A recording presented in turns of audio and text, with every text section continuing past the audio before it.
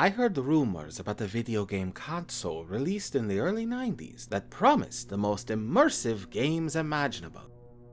It bore a strong resemblance to the Super Nintendo, except it had no cartridge slot, no reset button, and only one controller port. It was released in an extremely low quantity. It's possible that less than 50 were ever available. People I talked to who remembered it from their childhood only mentioned the first game in the list. Other games were included on the console, but this one was, they say, the perfect game. Lifelike graphics and sound even by today's standards, an endless supply of new fun content. Solid gameplay. The controls were responsive to the point of precognition, they recall. And the single controller port was all that was necessary. The NPCs in the game were smart enough to be just as entertaining as real players. It was quite literally a game nobody wanted to stop playing.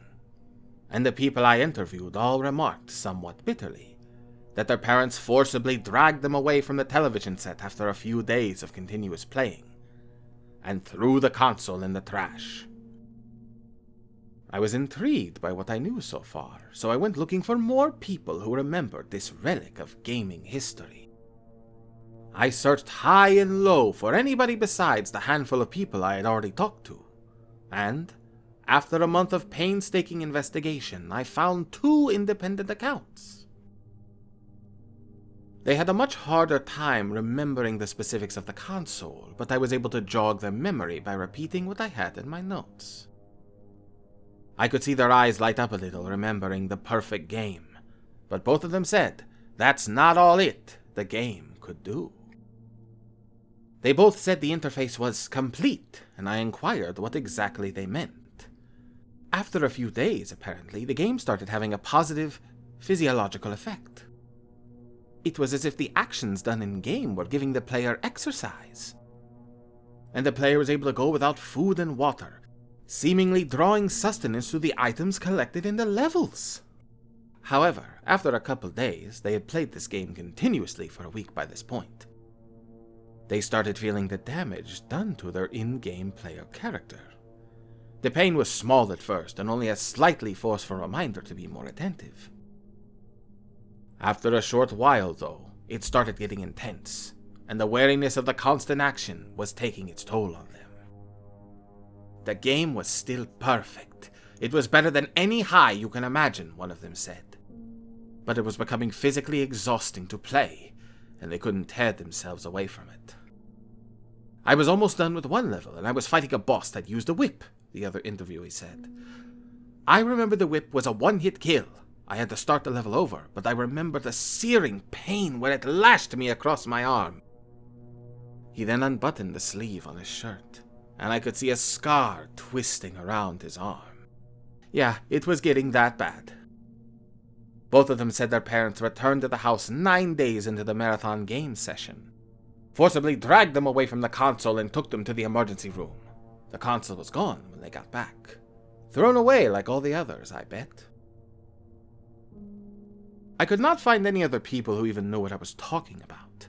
The rumors had stopped there, and I was left with incomplete knowledge about where I could find one of these consoles.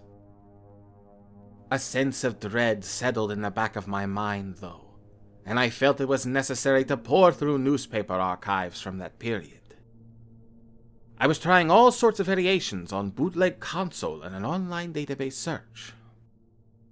And what I finally stumbled upon was shocking.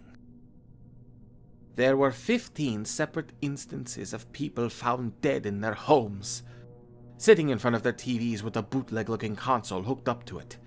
They had a butchered appearance, most commonly with some found in pieces. And autopsies revealed that their internal organs had dissolved. One article remarked that the TV was just displaying static, and they could not get the console to power on. Local officials tried contacting the manufacturer of the console, but the owner's manual and the information on a sticker on the back of the console both referenced an address that led to the site of a warehouse demolished over 80 years ago.